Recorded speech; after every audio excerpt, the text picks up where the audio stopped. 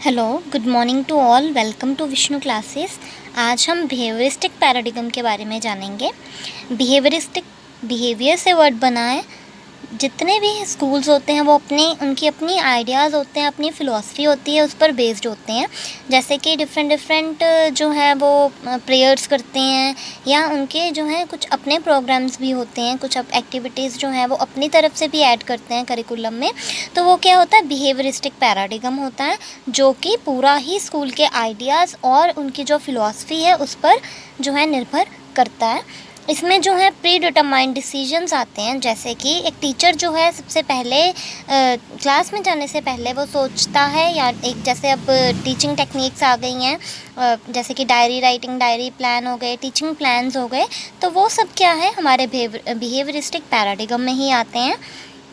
जो एक टीचर है कि वो पहले से ही जो है निर्धारित करके रखता है कि उसने क्लास में जाके क्या पढ़ाना है और कैसे पढ़ाना है, और अपनी जो इंस्ट्रक्शंस हैं कैसे उसने बच्चों तक पहुंचानी है, किस वे से जो है उसने जो है इजी वे से किस वे से जो है बच्चों को पढ़ाना है। क्योंकि एक जो टीचिंग है उसके बहुत सारे वेज़ हैं, जैसे कि problem solving method, discussion method, debate method, lecture method, तो बहुत सारे मेथड्स होते हैं। तो बिहेवियरिस्टिक पैराडिगम में एक टीचर जो है वो ये देखता है कि उसने कौन से वे से ये जो टॉपिक है वो करवाना है, कब करवाना है और कैसे करवाना है।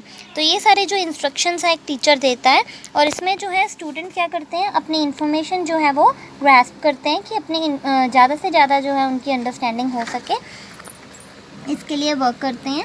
और इसका मेन जो है मेन मकसद क्या है, बच्चे जो है इससे मेमोराइज़ करते हैं, लर्न करते हैं और प्रूफ भी रह जाता है। जैसे कि हम कहते हैं ना कि डायरी लेसन प्लान जब हम बीएड में अगर बनाते हैं तो वो क्या है, एक टीचर जो है डायरी बना के रखता है कि उसने आज क्या करवाया। ठीक है, तो ये सभी आजकल तो सभी स्कूल्स में ये होता ही है। तो ये क्या है, एक तरह का प्रूफ होता है कि बच्चों को टीचर ने क्या करवाया है, कितनी इन्फॉर्मेशन दी है, उनमें जो है स्किल्स आ गए और उन्होंने बढ़ाई हैं।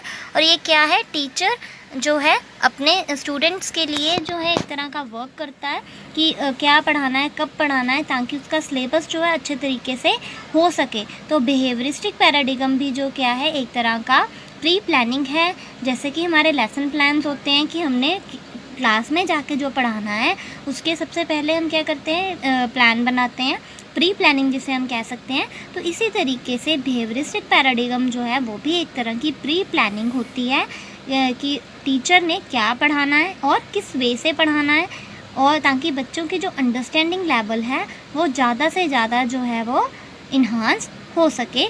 इसीलिए बिहेवियरिस्टिक पैराडिगम जो है वो ऐड किया गया है टीचिंग लर्निंग प्रोसेस में। और इसमें जो है रिवार्ड, पनिशमेंट, रीइंफोर्समेंट भी आती है टीचिंग लर्निंग प्रोसेस में। जैसे कि एक टीचर जो है वो अपने बिहेवियर चेंज करता है दूसरे स्टूडेंट्स का, रिवार्ड से कि ये बच्चे ने अच्छा किया तो हम शाबाशी देते हैं, उसको रीइंफोर्स करते हैं, लेकिन अगर गलत किया तो हम पनिशमेंट भी देते हैं। तो क्या है, ये भी एक तरह का बिहेवियरिस्टिक पैराडिगम ही है कि अपने बिहेवियर से बच्चों को सुधारना। ठीक है, लेकिन ये प्री प्लानिंग नहीं होती। जो रिवार्ड है, पनिशमेंट हो गई, ये इनकी प्री प्लानिंग नहीं होती, लेकिन फिर भी ये क्या है, एक तरह की बिहेवियरिस्टिक पैराडिगम है। ठीक है, तो इसके आगे हम मेरिट्स के बारे में जानेंगे। जैसे इसमें जो है कहते हैं ना कि बच्चा फर्स्ट आया, सेकंड आया, ये भी एक तरह के रिवॉर्ड्स हैं, तो ये सर्टिफिकेट हो गए, ये भी बिहेवियरिस्टिक पैराडिगम में ही आते हैं।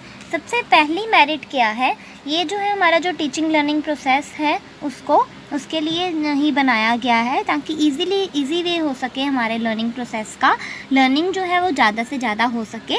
इसीलिए बिहेवियरिस्टिक पैराडिगम जो है उसे बनाया गया है।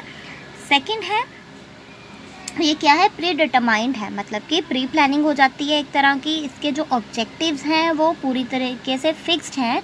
अगर हम कोई चैप्टर करवाते हैं, हमारा जो करिकुलम है उसमें कोई अगर कंसेप्ट दिया होता है तो उसका मेन मकसद होता है, तो इसी तरीके से अगर हम सोशल की बात करें, सोशल में जो है बनाए जाते हैं उसमें उनका भी अपना मेन मकसद होता है, जैसे कि पैट्रियोटिज़म की भावना बच्चों में जो है वो आए, नेशनलिज्म की भावना बच्चों में आए, इसीलिए जो है ये कंसेप्ट्स पढ़ाए जाते हैं। इसी तरीके से जो हमारा बिहेवियरिस्टिक पैराडिगम है वो क्या है, प्री डिटरमाइंड है।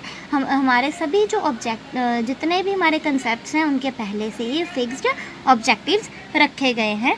मेन मतलब क्या होता है इनका मेन मकसद है कि इन्फॉर्मेशन प्रोवाइड की जा सके, बच्चों की नॉलेज इन्हांसमेंट हो, स्किल्स जो हैं बच्चों में डिफरेंट आ सके।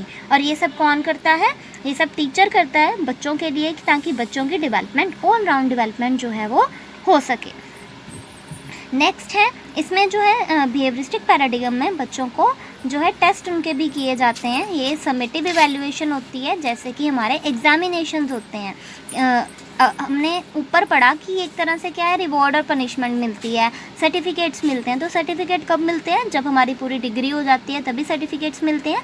तो इसी तरीके से स्टूडेंट्स की जो है ये समेटिव इवैल्यूएशन होती है, मतलब कि जैसे कि नॉर्म रेफरेंस टेस्टिंग हमने पहले पढ़ी थी, एक फिक्स्ड जो है ड्यूरेशन है। जैसे कि अगर हम एग्जांपल लें कि 6 महीने बाद हमारा जो सेमेस्टर एग्ज़ाम्स होंगे, या 1 साल के बाद जो है एनुअली बच्चों के एग्ज़ाम्स होते हैं। तो ये क्या है, एक तरह की बिहेवियरिस्टिक पैराडिगम है, एक बिहेवियर जो है पहले से ही सेट किया गया है, ठीक है। चाहे वो किसी भी तरीके का हो, जिसमें चाहे ऐसे टाइप क्वेश्चन हो, शॉर्ट आंसर टाइप क्वेश्चन हो, ऑब्जेक्टिव टाइप क्वेश्चन हो, चाहे रिटन हो, चाहे ओरल हो, चाहे प्रैक्टिकल हो, किसी भी वे से जो है एक टीचर बच्चों को असेस करे।